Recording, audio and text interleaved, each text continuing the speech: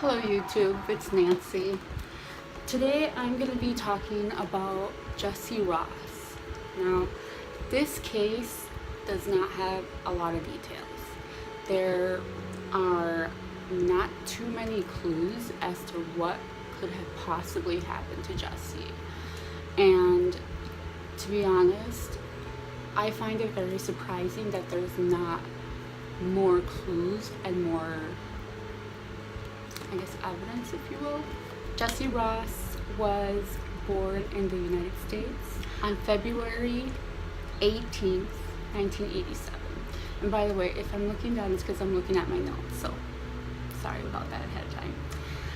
Okay, so he was 19 when he went missing on November 21st, 2006 in Chicago, Illinois, which is very, very close to me, which is one of the reasons I wanted to cover this case, because it's so close and because it's extremely interesting. He had red hair, blue eyes, he was 70 inches tall, 140 pounds, he had a light complexion, and he was wearing dark wire glasses. He was last seen at 2:30 a.m. leaving the Sheraton Hotel meeting room where a mock UN conference was being held. And that's the reason he was in Chicago, was for this UN conference that he had been invited to through his university. Some other distinguishing characteristics are he had freckles. The day he disappeared, he was wearing a white t-shirt, a green zip-up warm-up jacket, some blue jeans, and some black athletic shoes. So he was actually staying at the Four Points Hotel, I think it's the Four Points Sheraton, which is on like a 10-minute walk from where he was staying. The Sheraton Hotel that he was at for the conference, for the mock UN conference at 2 a.m., was at the Sheraton on East Water Street. From what I understand, the last footage they have of Jesse is leaving the meeting room at the Sheraton. I'm not sure how accurate that is, because I've also heard that that was the last footage of him leaving his hotel, the one that he was staying at, the Four Points. And I noticed that the timestamp on the video is, I think it's like 12:43 a.m. So it would have been well before the 2 a.m. meeting, emergency meeting that was called by one of the delegates at this mock UN conference. So that's one thing that I noticed, was the timestamp on the video, which I haven't really heard too many people talk about that. I've heard a few people point it out, and I found that very interesting. What is the timestamp on the video, and if it was actually at the Sheraton outside the meeting room, why was it at 12:43? Also, there's no footage of Jesse arriving at the Sheraton. There's no footage of Jesse leaving the Sheraton. From what I understand, he was at the Sheraton partying with some of his friends in one of the rooms, which also had alcohol. Now, Jesse was 19, he was not of age to drink, so no one actually noticed him being drunk or he was stumbling over.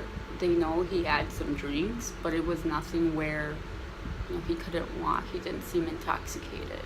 And keep in mind, Jesse was a smart kid. Not just anyone gets invited to these UN conferences. You have to be pretty smart, pretty sharp in order to get invited. I just find it troubling that someone as smart as Jesse would just disappear, would just vanish. The last sighting of Jesse was at 2:30 a.m. leaving this conference room at the Sheraton. And from there on, supposedly, he just vanished. There's absolutely no footage of him leaving this hotel. It's been said that he left the meeting through a door that usually employees at the Sheraton use, and this door does not have cameras.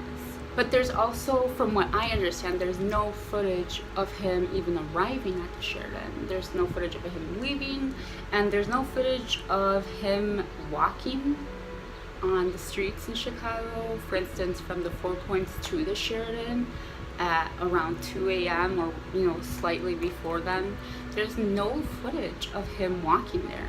And I've been to Chicago so many times, all the time. And I'm very familiar with the streets there. And I know that there are cameras, even in 2006, because I know this was in 2006, and technology is constantly changing, constantly improving. But I know for a fact that there were cameras in 2006, including CCTV. And I just find it completely insane, like so insane, that not one camera picked him up walking. Not one camera anywhere around the Sheridan, on the streets, walking to the Sheridan, possibly from the Sheridan.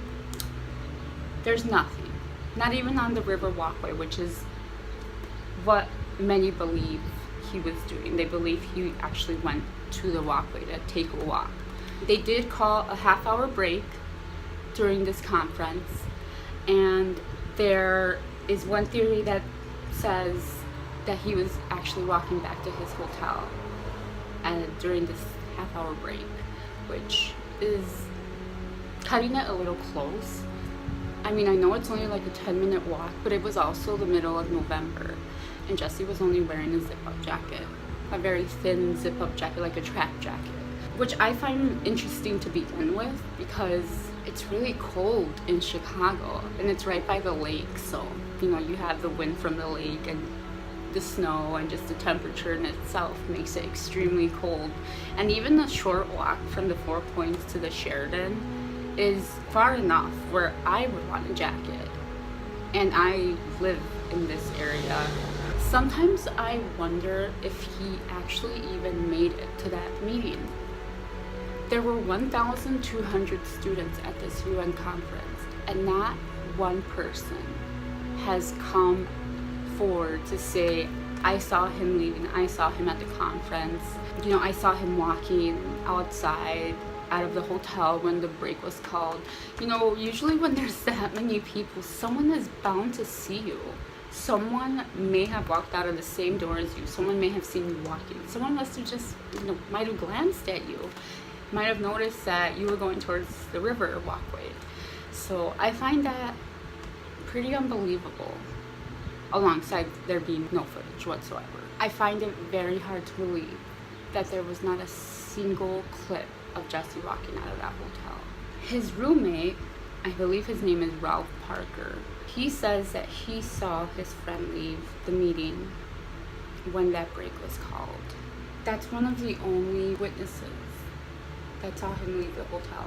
When Ralph returned to his room, he noticed that there was kind of like a bulge on the bed, and he figured, Jesse was laying down asleep. He had already returned from the meeting. This, of course, was not true. It happened just to be his clothing sitting on the bed, kind of messed up on the bed. And so he ended up packing Jesse's stuff and taking it with him so that it was ready for when Jesse actually showed up. Maybe he slept at a different hotel with someone else in a different room. Maybe he stayed at the party that they were having. Keep in mind that there's not too many witnesses, supposedly, and everything is kind of just speculation. No one really knows for sure, not even the roommate. He never turned on the lights to see if Jesse was there. So one thing that gets me about this case is, one, the timestamp on the video and where this video was actually shot, like where the footage was actually from. Was it from the Sheridan or was it from the Four Points Hotel? I'm not sure. I'm not sure how to confirm that. There's been a lot of, different information. Two, why out of all the people at this conference, no one knows anything? Not even his roommate, not even the chaperone or the professor that was with them. No one knows what happened. And three, that there's no footage of him leaving this hotel or even arriving. I find his classmates to be a little shady. I mean, I understand it was Thanksgiving weekend and everyone wanted to get home to their families, but when one of your comrades is missing, you would think people would want to help. You see it with other missing persons cases where people drop everything to help, and that was not the case with Jesse.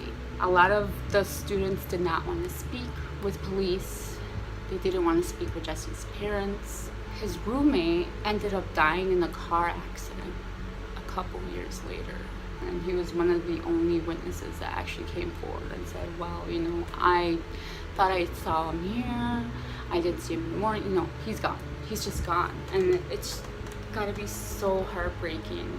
Like, I can't imagine that happening to my child and me just not knowing where he went and no one being able to give me any information about this event, even though they were there. They were there at the same meeting, at the same conference, at the same hotel. They all went on break at the same time. Like, let's just put it this way. Chicago has a lot of different areas that are considered either safe or dangerous. And the chances of someone going missing under those circumstances are pretty slim. That area is, for the most part, pretty safe. Putting myself in his shoes, would I walk down to the Chicago River Walkway at night at 2 in the morning, 2:30 in the morning? Probably not. But I'm a female. Things are different for females than they are for guys. And from what I understand, Jesse was, a no-fear kind of guy. And if he was intoxicated, there's a chance he might have been curious. I've also heard that he could have taken that walkway to walk back to his hotel. But there's no evidence of this. There's no footage. So this case is essentially being treated as if it never happened. There have been no clues, no evidence, no footage, no leads. It's a closed case for the most part. It's kind of at a dead end.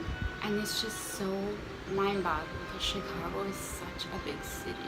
There's so many people in Chicago. Even in the winter, there's a lot of people in Chicago, and it's just unbelievable that not one person saw him leave. Not one person knows anything. People are there all the time, everywhere in that vicinity of the Sheridan. It's such a busy, busy place. Now, one theory is that he went over into the river. It's plausible, but I'm not sure that's what happened. I find it troubling that there's no footage of him leaving the Sheridan or arriving. How do we know he even got to the hotel? Was he actually there? Did anyone see him at the meeting? He kind of stands out. He has red hair, he has light complexion. There aren't a lot of redheads. So I find it difficult to believe that no one saw him. I don't know if it was just bad police work or they just didn't even make an effort, thinking maybe they thought, oh, well, he's gonna turn up, just some college kid. He probably just went off, had a drink, maybe he fell asleep outside a bar on a bench. He'll be back, he'll be back eventually. It's nothing to worry about. And then once he never returned, it was kind of like too late because, as I mentioned, there's just so many people in Chicago. There's so much activity that any evidence left behind or any kind of clue were probably tampered with or probably messed up by them.